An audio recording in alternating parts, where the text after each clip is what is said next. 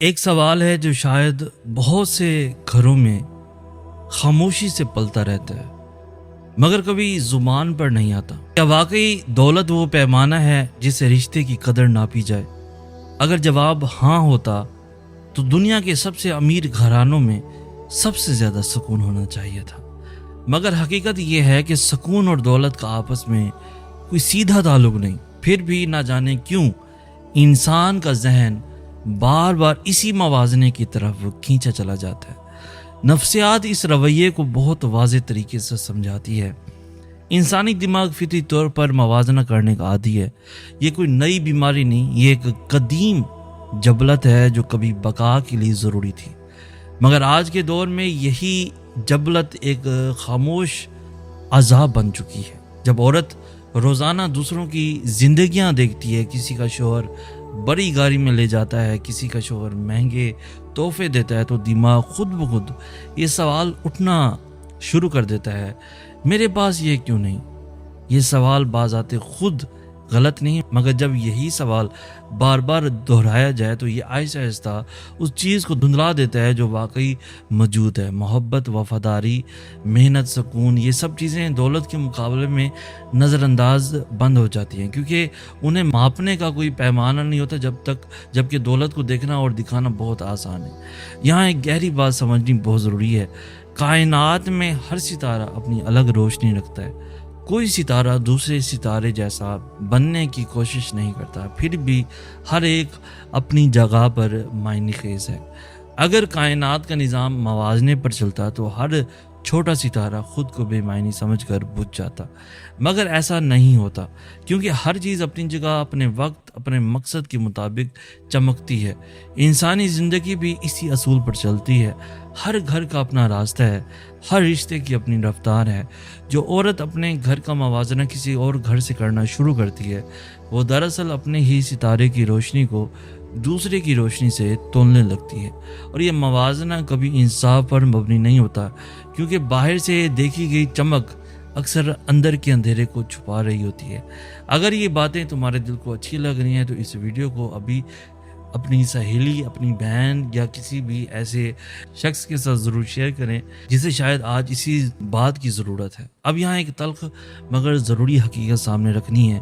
جو خاندان باہر سے کامیاب اور خوشحال نظر آتے ہیں، ان کے اندر کی کہانی اکثر مختلف ہوتی ہے۔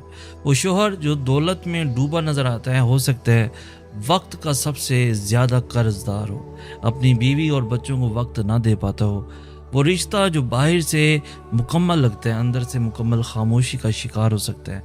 سوشل میڈیا اور سماجی محفلیں انسان کو صرف نتیجہ دکھاتی ہیں، وہ محنت، وہ سمجھوتے، وہ راتوں کی بے چینی کبھی نہیں دکھاتی جو اس نتیجے کے پیچھے چھپی ہوتی ہیں۔ اسی لیے موازنہ ہمیشہ ادھورا ہوتا ہے، کیونکہ انسان اپنی مکمل حقیقت کا موازنہ دوسرے کی نامکمل جھلک سے کرتا ہے۔ اسلام نے اس معاملے کو بہت پہلے واضح کر دیا تھا۔ امام علی علیہ السلام کی تعلیمات میں یہ اصول موجود ہے کہ رزق کی تقسیم انسان کی محنت سے زیادہ ایک حکمت کے تحت ہوتی ہے، اور جو انسان اپنے حصے پر مطمئن نہیں ہوتا وہ کبھی سکون نہیں پا سکتا، چاہے اسے کتنا ہی مل جائے۔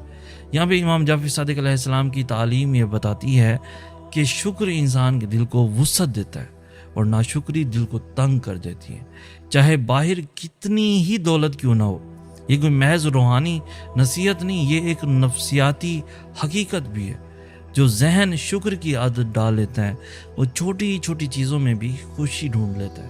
جو ذہن موازنے کی عادت ڈال لیتا ہے وہ بڑی سے بڑی نعمت کے باوجود بھی خالی پن محسوس کرتا ہے۔ اب سب سے اہم سوال یہ ہے کہ آمدنی کم ہونا اور مرد کی قدر کم ہونا، کیا یہ واقعی ایک ہی بات ہے؟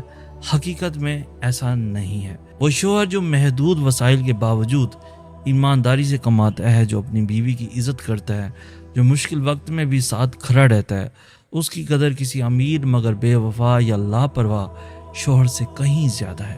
مگر جب عورت کی نظر صرف بینک بیلنس پر جا کر رک جاتی ہے تو وہ ان تمام قیمتی چیزوں کو دیکھنا بھول جاتی ہے جو دولت سے نہیں خریدی جا سکتی۔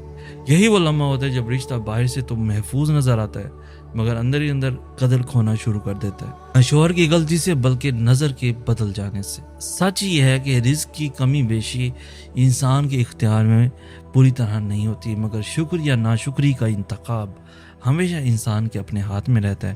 وہ عورت جو اپنے شوہر کی محنت کو، اس کی نیت کو، اس کی وفاداری کو دیکھنا سیکھ لیتی ہے، وہ اپنے گھر میں ایسی برکت پیدا کر دیتی ہے جو دولت کبھی نہیں دے سکتی۔